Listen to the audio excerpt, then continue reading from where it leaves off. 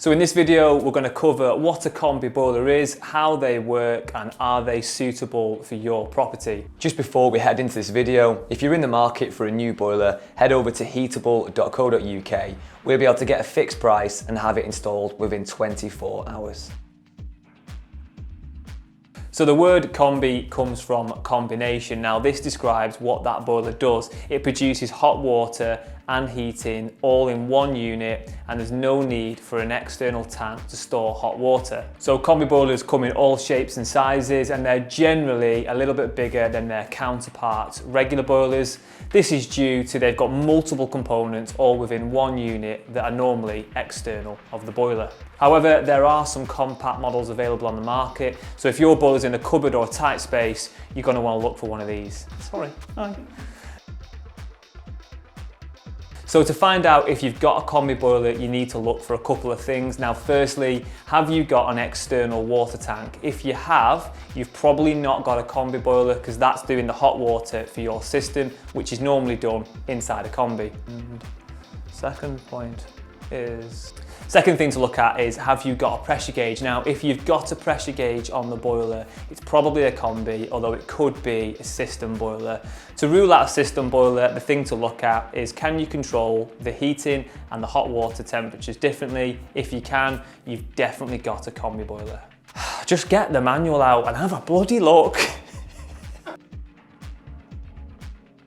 So we've brought along a Viessmann 100 combi boiler. Don't know why I did that. We've brought along a Viessmann 100 combi boiler. I'll do this one thing again. So we brought along a Viessmann 100 combi boiler. We're going to take a little look inside and we'll show you some of the components and what they do inside this boiler. So as we mentioned earlier, combi boilers do hot water and heating all in one unit, and this starts with the heat exchanger. So the heat exchanger is the component where the water gets heated. It's an exchange. So the heat exchanger is where the water is boiled by the gas supplied to the product. So supplying the heat exchanger with the fuel is the gas valve and the fan. The gas valve lets the gas in and the fan mixes that gas with air, and that also doubles up to blow the smoke out of the flue. The central heating pump in the product is responsible for circulating the hot water around the property. The central heating pump in the boiler is responsible for circulating all that water around the property and to your radiators. It also formulates a small circuit in the boiler which heats the domestic hot water for the taps. So to produce hot water for taps, the boiler uses two other additional components. Firstly, it uses this part here. This is the plate heat exchanger. The central heating pump cycles central heating water on one side of the plate heat exchanger, and cold water enters on the other side and exits as hot water. The second component is the diverter cartridge. What this does is decides between having the heating on or the hot water. All of these functions are controlled by various sensors in the boiler, and this, the PCB.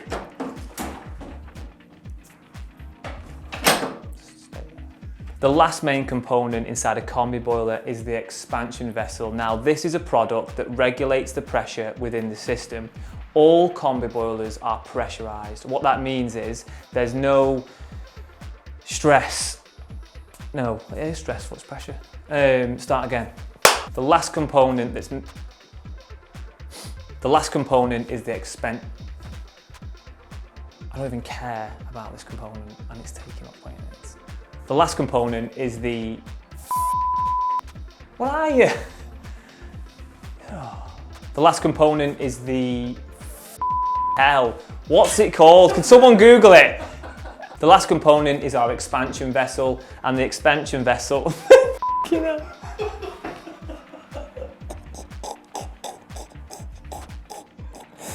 Oh God! The last component is... do you know what? F it. Yeah.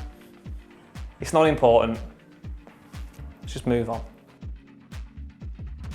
Okay, so now we've covered everything apart from the expansion vessel in the boiler. We're going to move on to the benefits of having a combi boiler. So the first positive to a combi boiler is efficiency.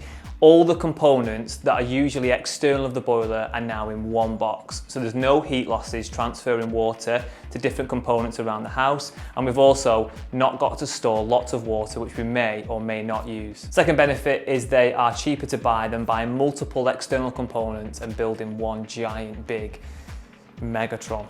I forgot what I'm going to say here. Second benefit is they are cheaper to buy and install than buying a boiler, a separate tank, a separate pump and a separate diverter valve. Third positive is there's an instantaneous hot water supply.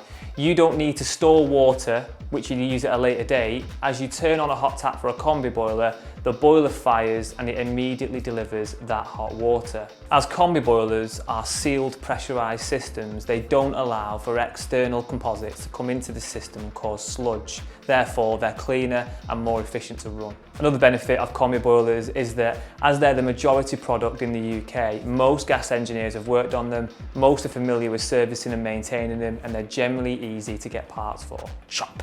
So the last benefit of a Combi boiler is the warranty. Components which are usually external of a boiler are all now in the boiler, just happy. So Combi boilers on Heatable come with warranties of 10 years for parts and labour, which means you won't have to spend anything on maintaining this product other than annual servicing. So downsides of a Combi boiler are they're not ideal for larger properties and especially those with multiple bathrooms.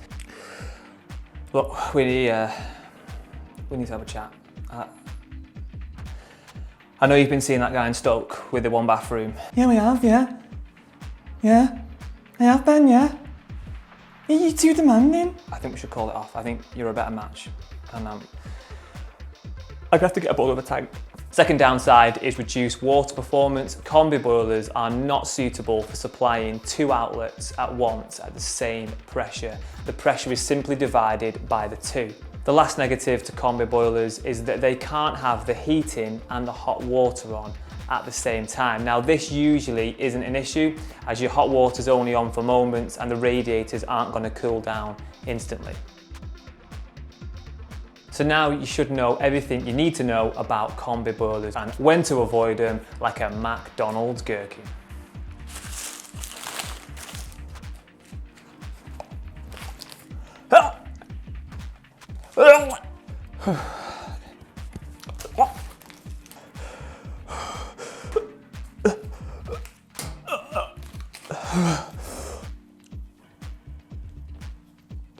But are they right for you? There's a couple of things to look at. One of them is the size of your property. If you've got more than 20 radiators, most Combi boilers are going to struggle with that. More importantly, if you've got multiple bathrooms or have a demand to have more than one outlet on at once, they're probably not going to be that suitable. Although Combi boilers are going to be suitable if you've got less than 20 radiators, you haven't got more than one bathroom, or if you have, you don't need to use 2 of the showers or 2 of the baths at the same time.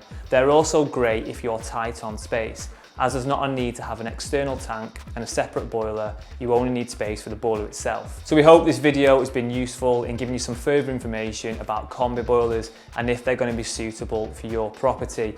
If you are in the market for a new Combi boiler, then head over to heatable.co.uk. We'll be able to get a fixed price to have a new one installed in as little as 24 hours.